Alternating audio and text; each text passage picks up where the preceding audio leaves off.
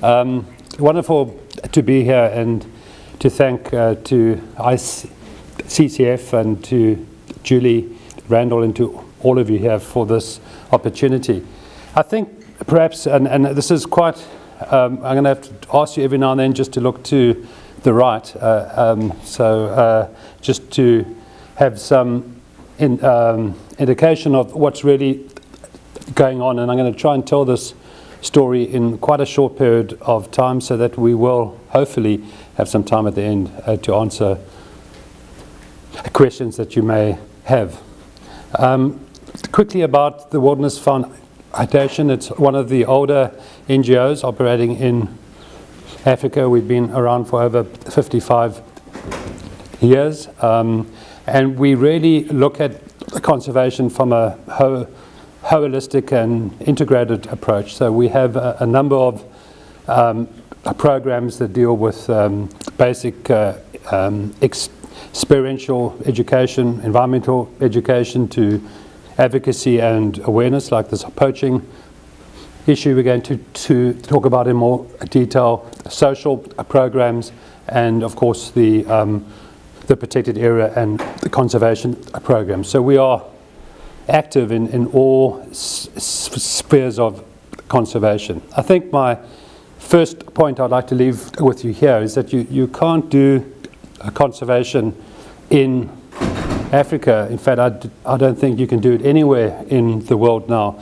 if you do not equally look at the social impacts on conservation and on the societies and the people that live in and around the reserves, conservancies and areas we're trying to look after. And that really is one of the big lessons coming out of Africa going forward into the future. Some of the poaching that we are seeing now is partly because that relationship has not been embedded, and many of the communities have not been brought in to the conservation heritage of their countries, of their regions. In a country like mine, apartheid caused the majority of South Africans to be apart, literally from their nature, from their heritage. We actually had laws in place, believe it or not, which denied a majority of the population's access to the protected areas, to game reserves, to mountains like Table Mountain. And that's going to take decades and a lot of time to address, and the most powerful way to address that is to get people to experience nature in their way and firsthand. Moving just quickly on to this Forever Wild program, we have developed mainly in response to the poaching crisis in Africa. People need to be able to identify. It is such a complex issue, as I will tell you about now, that it does become critical to really get people to identify around certain species. But please understand that those species are representative of a much larger crisis. And then really we're here to talk about poaching, and I think the symbol of that right now is the rhino. But as I said, the rhino, unfortunately, is indicative of a much larger problem. This is not just about the rhino.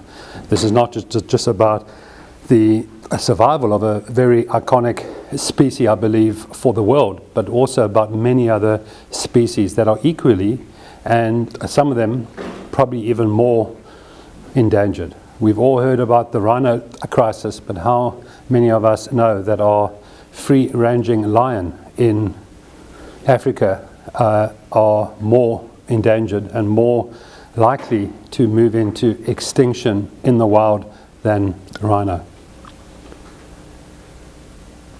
So we have initiated a number of programs, but this is the graph that, or the picture I'd like you to get your head around. Wherever I go, people ask, well, how do you stop poaching? And the simple answer is there isn't one answer. There's a whole lot of things that need to be happening at the same time. There's not one silver bullet to solve this problem. And perhaps the best way to explain it is to break the various elements of the toolbox that would combat poaching, not just of rhino, but any species, into four components. And you can have a look at this starting anywhere, because all these things have to happen and take place at the same time. The first is boots on the ground. Yes, we have to secure the areas where we have breeding populations of rhino. These areas, some of them, like the Kruger Park, for example, is double the size of the United Kingdom. So these are huge areas that have, in the case of the Kruger National Park, we have over 8,000 white rhino there. And you can just imagine the amount of people that you need on the ground, the amount of enforcement and visual presence that you need covering a massive area to adequately, or to the best of our ability, protect those animals. And the deployment of those resources is a huge logistic, and also takes a lot of financial resources. A country like South Africa that's really still coming out of the devastating impacts of both the colonialism and apartheid, and will take us many more decades until we have some form of equality within the social fabric of our society. For us to allocate the resources needed to protect rhino and other species adequately on the ground, where we're dealing with very real issues in education, health, HIV, AIDS, and many other issues. It's not that this isn't an important issue for our government. I believe it is, but one has to realize that there are many other issues that we as a country and as a continent are dealing with at the same time. So the second point to leave with you, rhino used to occur roughly on about half of the land surface of the world at one point. We are now down to 7 major areas where you'll find rhino. In Africa, which is the major place where 90% of all rhino in the world are to be found in Africa, 90% of that is South Africa. So South Africa is custodian effectively for rhino globally. We custodian of 85% of what's left in the world when it comes to the rhino species. So 85% of all rhino are found in South Africa, and yet it is because of the conservation practices of South Africa, it's because of the successes we had in the 50s, the 60s, the 70s, that those rhino are there. As rhino have been decimated in many other regions around the world, and as most rhino populations have declined, 3 have become extinct. 3 species have become extinct in the last 15 years alone. As this has happened, South Africa has become the last rural place where we find rhino of enough number to establish and hopefully continue to grow the population, and even perhaps in time re-establish range of populations where they used to be. And yet we under siege. We are losing 3 rhino a day. 3 rhino a day in South Africa are being poached in the most gruesome manner you can imagine. And why? Because an average size horn, which from the table to about here, will fetch about $300,000 US. That's more than the price of gold. In fact, gram for gram, it's more lucrative than cocaine right now. It is the most valuable illegal substance to be involved in. And that is why we are dealing with a war. We are losing rangers. We're losing about 30 to 40 rangers on the ground are being shot dead as they try and protect these animals. And so this is not just a South African story. In my opinion, this is very much an international story. And we, as a country, are merely custodians on behalf of the world. Boots on the ground. Secondly, increased security and law enforcement. That includes the justice system, our ability to have forensics, our ability to adequately convict poachers that we're able to find and arrest. Push policy and awareness at the international level. I think that's very much where the United States and many other countries have a critical role to play in this issue. Because you must realize that a lot of our international trade agreements depend on the ability to enforce those treaties and agreements on both sides. Most of the illegal rhino horn in South Africa, those 3 rhino being killed a day, most of that illegal horn is heading to the east, majority of it to Vietnam, and a sizable portion of it to China. And so we really need those international agreements and treaties, that law enforcement on an international basis. It's no point us trying to stop the problem on the one side when on the other side there aren't measures in place from the Chinese, the Vietnamese, and international agencies to adequately address the issue. And then finally, to curb demand.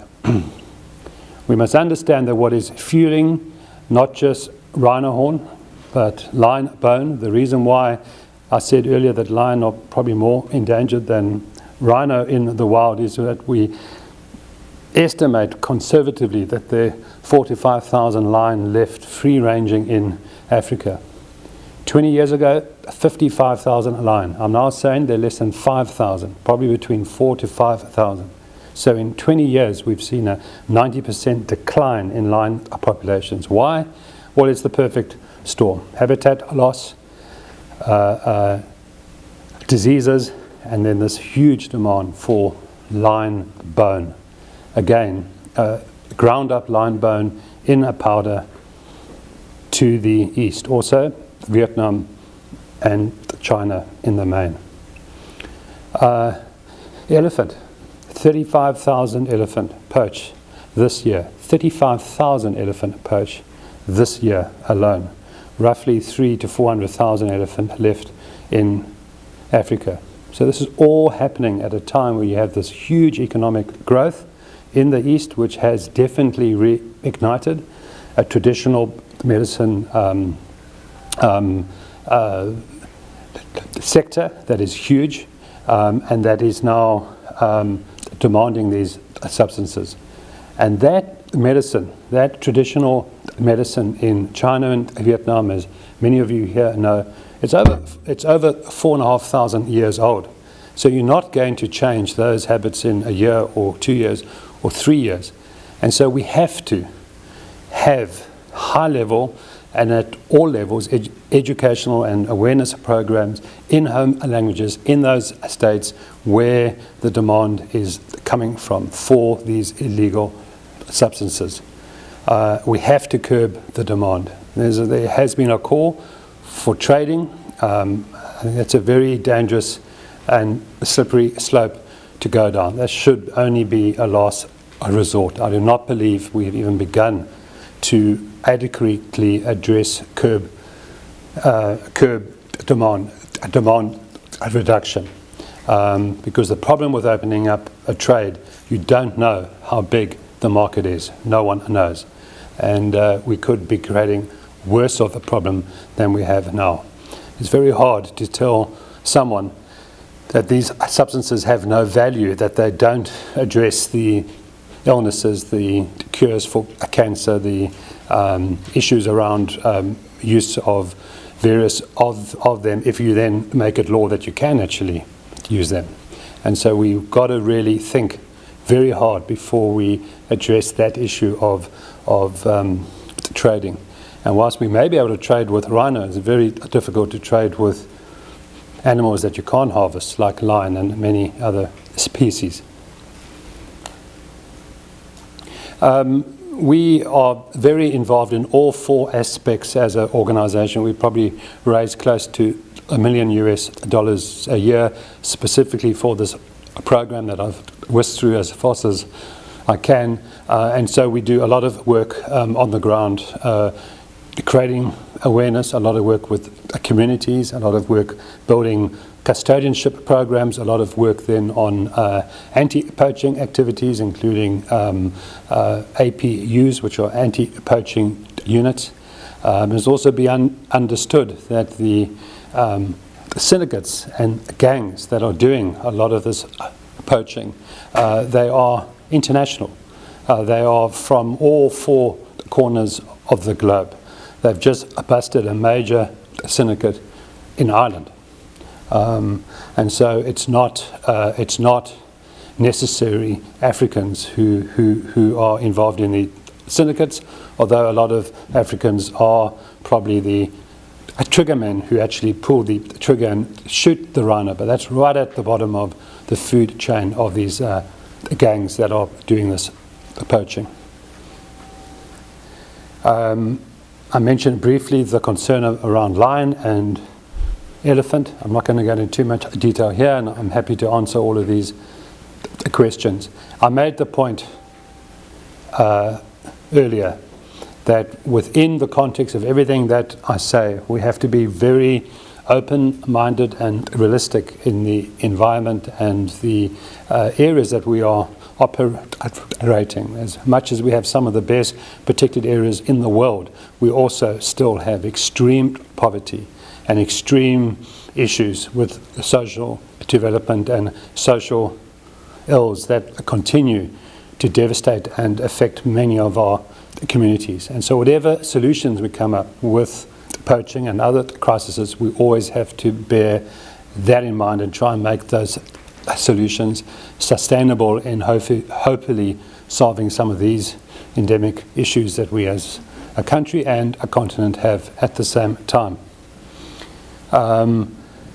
One of the best ways to create awareness is actually to walk with opinion leaders. I've personally taken many congressmen and senators on these wilderness trails in the Umfolozi Game Reserve in Zululand over the last 25 years. And there's nothing quite like meeting a rhino on foot with no vehicle to run to, on your own in a small group, and just realizing as a human how actually significant we really are, and how awesomely powerful and remnant of the dinosaur age these magnificent beasts are. You just have to be in their presence for a very short period of time to realize that there truly is a greater force in our universe, and we are just one of 13 million species, and yet look at the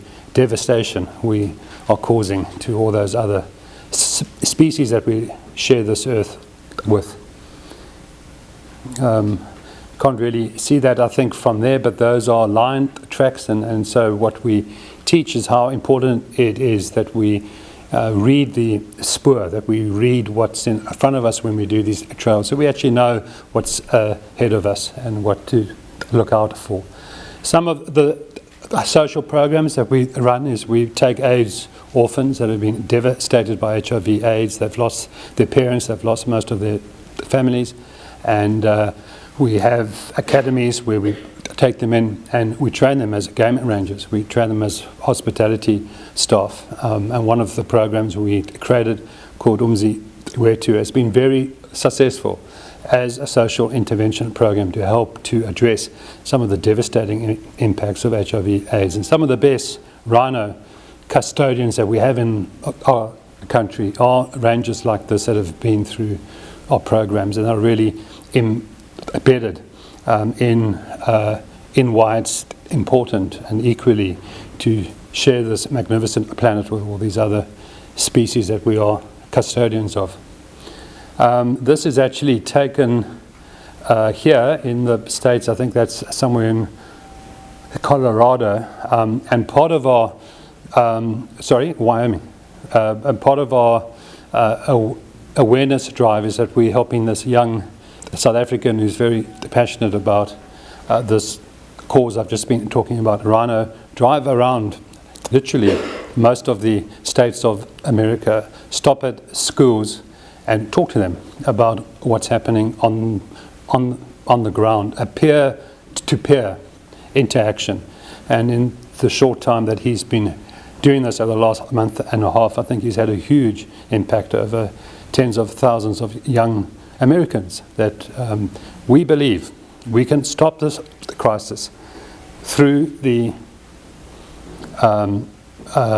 intervention and the whole holistic approach that I showed you earlier, but most importantly through the collective will of individuals around the world who see themselves equally as custodians of this magnificent animal, whether it's the lion, the elephant, the rhino, and who don't want their children or their grandchildren to grow up in a world where you have to say to them, there used to be lion in the wild, there used to be rhino in the wild, and they no longer exist. Because this is the time that this is on our watch, and I can't do this on my own, and nor can the tens of thousands of people working on the ground in Africa. We have to do this as a collective, and that's why this youngster driving around the States telling his story is just one other way that we can make a difference. And he really is having a wonderful impact and supported wonderfully by Volkswagen, who've been a huge sponsor of our anti-poaching work in Africa. And that really ends my presentation. I hope I've done it in the time frame, and I hope I can ask you to ask any questions that you would like. Is that okay? You spoke quite powerfully about the involvement or the need for enforcement and the fact that these traditional remedies were getting prices higher than on a per gram basis than gold and cocaine. When she was at State, Secretary Clinton talked at length about the involvement of organized crime in taking these species and feeding them to these markets. Do you see that? Is that something that you're directly combating? And in particular, how are you using your enforcement team to actually follow through the system and find out whether cases have been referred, whether there's been prosecutions, whether people are in jail? In other words, whether you're actually taking these players off the board? Let me answer the first part. Yes, highly organized crime syndicates around the globe are definitely involved. There have been at least 2 documented evidence of terrorism events sponsored by the sale of ivory, and that has happened in the last 8 to 10 months. That evidence has come forward, and I think unfortunately there's going to be a lot more of that, because the laundering of ivory and rhino horn is a very effective way to generate a lot of cash in a very short period of time. So the Secretary was absolutely right, and hopefully that's another reason why the international global community has to see this as a crisis of global proportions and take the necessary action to help what all of us are doing on the ground. In terms of prosecution, the best form of prosecution is when we can actually link a horn that we find in either powder form or as a horn in Bangkok, in Hong Kong, in wherever it may be, to the actual crime. And the only way you can do that is through DNA evidence. And so what we as a country have done is we've started a program of darting every single rhino that we have. That's 25,000 rhino. It costs nearly $1,000 to bring one rhino safely down, take the DNA sample and everything else that we need, and put that animal back. And we've done about half of our population in our country. The success that has been had, where we've got very firm convictions and heavy jail sentences, both here and in China, have mainly been because of the DNA evidence.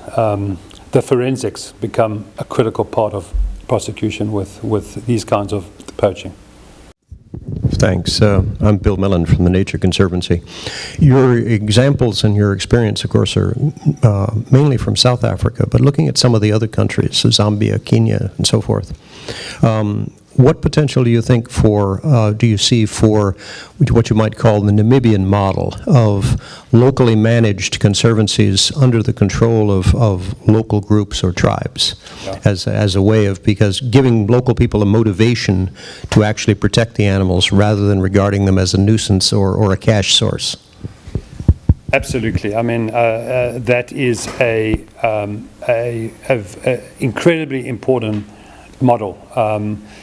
But let me say this, that we don't know the exact numbers, but I would guess that there are 2 to 3 million Chinese labor currently in Africa, building dams, building highways, building roads. I don't think people realize how huge the investment from China in Africa is. It is massive. It is massive. It is bigger than anyone in this room can possibly imagine. And they're there because of the huge natural resource base. In Zimbabwe alone, it is reported there are at least 400,000 Chinese labor.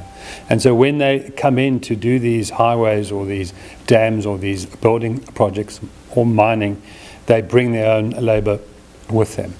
And I really think that whilst the Namibian models are unbelievable, they've got some of the best breeding rates and success rates. I think you're referring particularly to Gartha and Smith's program with the black rhino.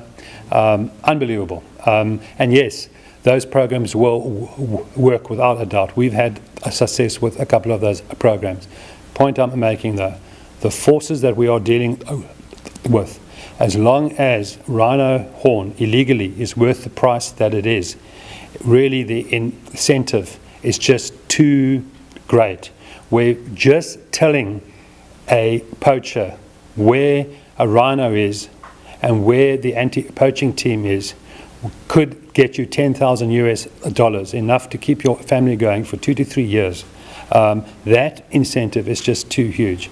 So as long as that horn is worth $200,000 to $300,000, I fear that as good as those models are, we really have to bring the value down, and we have to get the international community, we have to get America in a very serious way to put all the pressure that this country can on China, because one of the problems with many countries in Africa is that the wildlife laws don't exist, and where they do exist, they're extremely weak.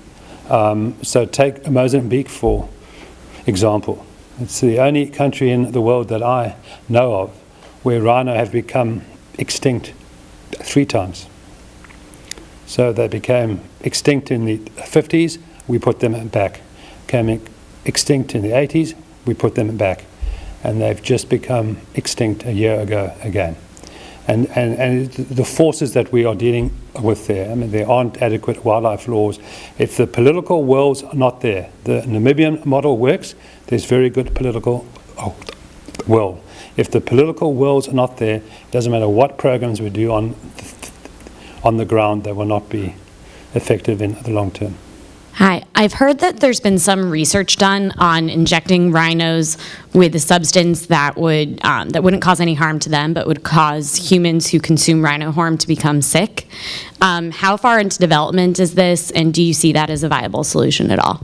Yeah, look, I mean, I think everyone is very, very concerned at the animal rights level in particular with what's happening. But in my honest opinion, injecting horn with a substance that's not harmful to the rhino but is harmful for human consumption, then we're not dealing with the animal rights issue. Now we're dealing with a human rights issue. And honestly, it's not a good solution. We have to keep this issue We have to deal with the demand side.